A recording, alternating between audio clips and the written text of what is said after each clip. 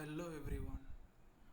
இப்போ நம்ம டிஃபைன் நேம்ஸுன்ற குரூப்பில் ஃபார்முலாஸ் டேபில் டிஃபைன்டு நேம்ஸ் அப்படின்ற குரூப்பில் க்ரியேட் ஃப்ரம் செலெக்ஷன் அப்படின்ற டாபிக் பற்றி பார்க்க போகிறோம்.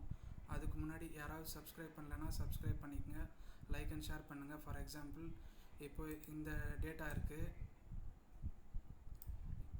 இதை ஈக்குவல் டு சம்முன்னு கொடுத்து இந்த ரேஞ்சிலேருந்து இந்த மார்க் வரைக்கும்னு சொல்லி கொடுக்கறதுக்கு பதிலாக இப்போ இதை செலக்ட் பண்ணி நேமோடு சேர்த்து செலக்ட் பண்ணி Ctrl+Shift+F3 கொடுத்த உடனே லெஃப்ட் காலம் அப்படின்றது டிக் மார்க்கில் இருக்கும்.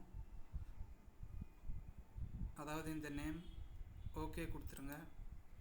இப்போ ஈக்குவல் டு சம், அந்த நேம் நம்ம கொடுத்தோன்னா ரமேஷ்ன்றது கொடுத்தோன்னா இப்போது அந்த ஆடட் சம் கேல்குலேஷனோட ரிசல்ட்டு நம்மளுக்கு கிடச்சிடுச்சு. ஃபார் எக்ஸாம்பிள், இப்போ ஆவரேஜ் வேணும்னா ஈக்குவல் டு ஆவரேஜ்